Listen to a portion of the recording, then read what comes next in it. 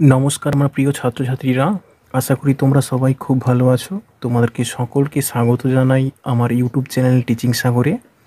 আজকে ক্লাস সপ্তম শ্রেণীর কিছু গুরুত্বপূর্ণ প্রশ্নপত্র নিয়ে আমি আলোচনা করব, যেটা তোমাদের সামনে যে পরীক্ষা আছে সেটার জন্য খুবই গুরুত্বপূর্ণ।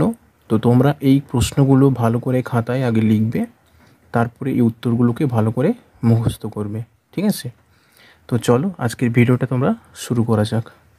দেখো, তোমাদের ক্লাস 7-এর যে বিষয় ভূগোল আছে, তোমাদের যতগুলো অধ্যায় এবারে পরীক্ষা হবে তার থেকে আমি মূলত 80টার মতো প্রশ্ন আমি তোমাদেরকে দিচ্ছি। তোমরা এই 80টা প্রশ্ন খুব ভালো করে মুখস্থ করবে, ঠিক আছে, পরীক্ষার জন্য। তো দেখো, তোমাদের এখানে 1 নম্বর প্রশ্ন দিয়েছে। প্রথম প্রশ্নটা বলেছে, ভূ আলোড়নের ফলে ফাটল সৃষ্টির মাধ্যমে কোন পর্বত সৃষ্টি হয়?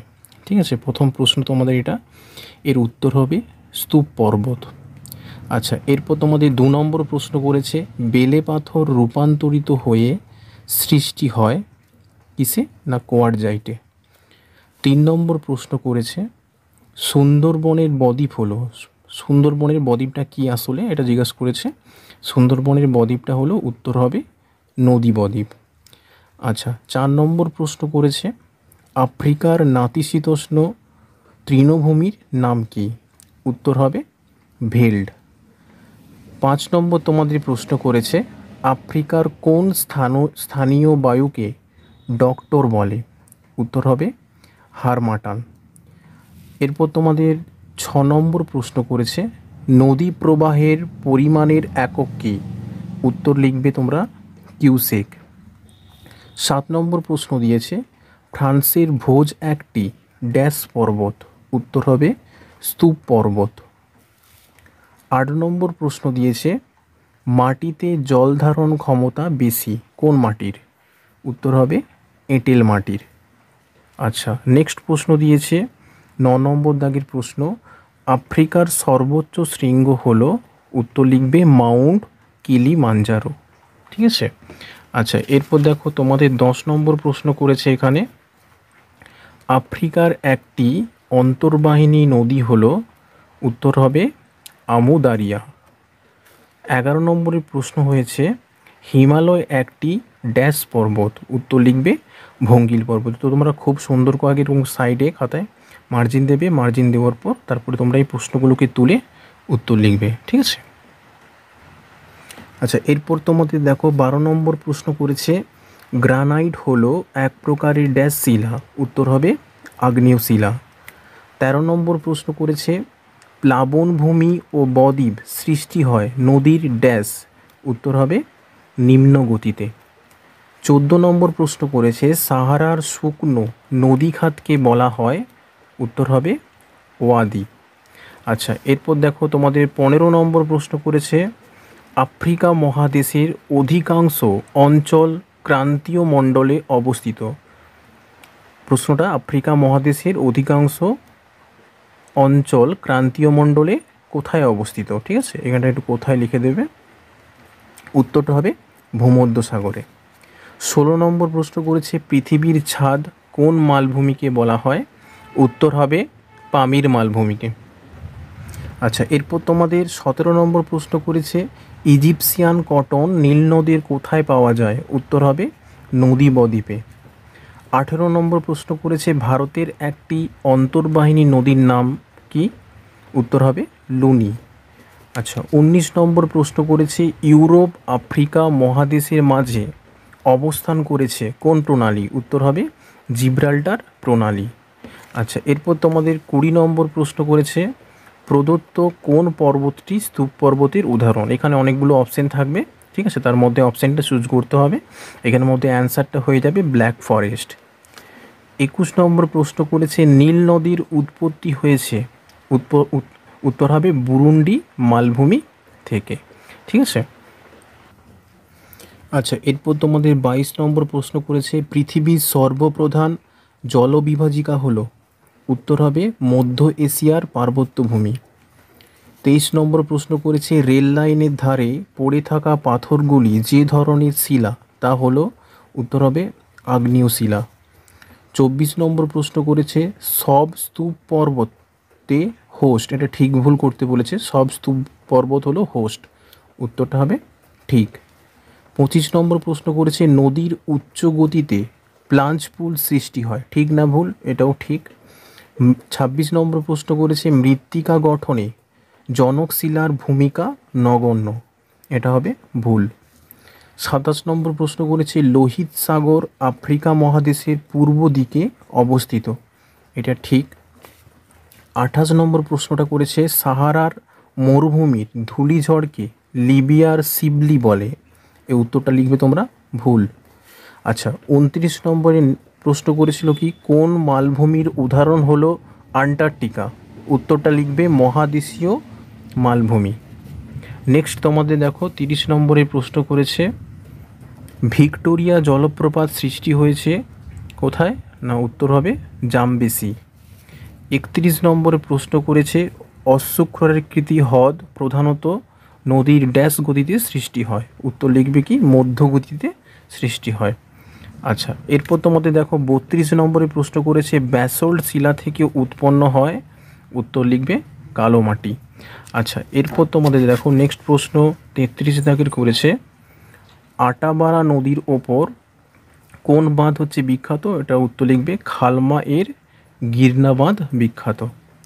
34 নম্বর প্রশ্ন করেছে মরুস্থলী কথার অর্থ কী, মরুস্থলী কথার অর্থ হলো মৃতের দেশ। 35 নম্বরে প্রশ্ন করেছে পৃথিবীর বৃহত্তম সমভূমির নাম কি, উত্তর লিখবে গঙ্গা ব্রহ্মপুত্র সমভূমি। আচ্ছা এরপর তোমাদের 36 নম্বর দাগের প্রশ্ন করেছে যুগ্ম নদী হিসাবে পৃথিবীর বিখ্যাত নদী, উত্তর হবে মিসিসিপি মিসৌরি। 37 নম্বর দাগের প্রশ্ন করেছে কোন মাটিকে তৃষ্ণার্ত মৃত্তিকা বলে, উত্তর হবে বেলে মাটি। 38 দাগের প্রশ্ন করেছে আফ্রিকার মহাদেশের নাতিশীতোষ্ণ তৃণভূমি কী নামে পরিচিত, উত্তর লিখবে ভেল্ড। 39 দাগের প্রশ্ন করেছে শিলাস্তরের ভাঁজ পড়ে যে পর্বত গঠন করে তার নাম কি, উত্তর হবে ভঙ্গিল পর্বত। 40 নম্বর দাগের প্রশ্ন করেছে জলপ্রপাত নদীর ড্যাশ ফলের সৃষ্টি হয়, উত্তর হবে ক্ষয়কার্যের ফলে জলপ্রপাত সৃষ্টি হয়। 41 নম্বর দাগের প্রশ্ন করেছে সৈমবন্ধ লবণ আসলে একটি ড্যাশ শিলা, উত্তর হবে পাললিক শিলা।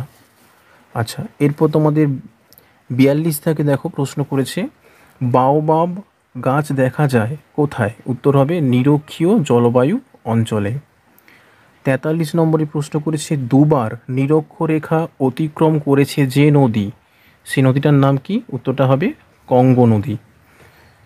44 দাগের প্রশ্ন করেছে নিম্ন গতিতে নদীর প্রধান কাজ হলো, উত্তর হবে সঞ্চয়।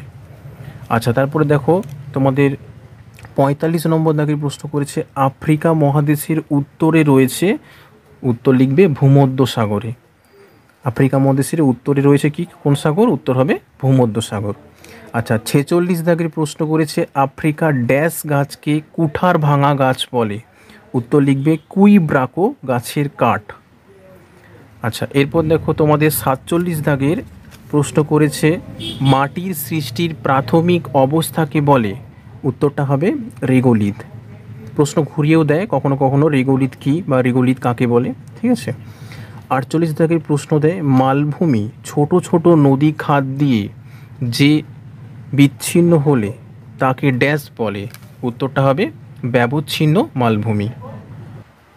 আচ্ছা এরপর দেখো তোমাদের 49 নম্বরে প্রশ্ন করেছে পাললিক শিলাকে প্রাথমিক বা আদি শিলা বলে, এটাও ঠিক ভুল, উত্তরটা হবে ভুল। 50 নম্বর প্রশ্ন করেছে আফ্রিকা মহাদেশের অধিকাংশ অঞ্চল ক্রান্তীয় মণ্ডলে অবস্থিত, এটা হবে ঠিক। 51 নম্বর দাগের প্রশ্ন করেছে ছোটনাগপুর মালভূমি কোন শ্রেণীর অন্তর্গত, উত্তর হবে ব্যবচ্ছিন্ন মালভূমি। 52 নম্বর দাগের প্রশ্ন করেছে ষষ্ঠ ঘাতের সূত্র অনুযায়ী নদীর গতিবেগ দ্বিগুণ বৃদ্ধি পেলে তার বহন ক্ষমতা কত গুণ বৃদ্ধি পায়, উত্তর হবে 64 গুণ। 53 দাগের প্রশ্ন করেছে নদীর স্রোতের বেগ কমে গেলে তার বহন ক্ষমতা হ্রাস পায়, ঠিক না ভুল, এটা হবে ঠিক। 54 নম্বর দাগের প্রশ্ন করেছে পৃথিবীর সবচেয়ে কঠিন খনিজটির নাম কি? উত্তরটা হবে হিরে। আচ্ছা, এরপর দেখো তোমাদের 55 দাগের প্রশ্ন করেছে কাস্ট ভূমিরূপ গড়ে ওঠে কোথায়? উত্তর হবে চুনাপাথর দ্বারা গঠিত অঞ্চলে। আচ্ছা, এরপর দেখো তোমাদের 56 দাগের প্রশ্ন করেছে ড্যাশ নদীর মোহনায় পৃথিবীর দীর্ঘতম খাঁড়িটি অবস্থিত? উত্তর হবে ওব নদী। 57 দাগের প্রশ্ন করেছে একটি পর্বত গ্রন্থি হলো, উদাহরণ হবে পামির। 58 দাগের প্রশ্ন করেছে আফ্রিকার পশ্চিম দিক থেকে প্রসারিত হয়েছে কী রেখা? উত্তর হবে মূল মধ্য রেখা।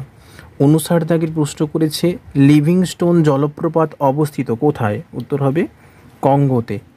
আচ্ছা, 60 নম্বর দাগের প্রশ্ন করেছে কোন মাটিতে বালি ও কাদার পরিমাণ সমান সমান থাকে? উত্তর হবে দোআঁশ মাটিতে। এরপর তোমাদের দেখো 61 নম্বর দাগের প্রশ্ন করেছে পৃথিবীর দীর্ঘতম গ্রস্ত উপত্যকাটির নাম কি? উত্তর হবে দি গ্রেট আফ্রিকান রিফট ভ্যালি। 62 দাগের প্রশ্ন করেছে ভেল্ড তৃণভূমির মধ্য দিয়ে কোন নদী প্রবাহিত হয়েছে? উত্তর হবে অরেঞ্জ নদী।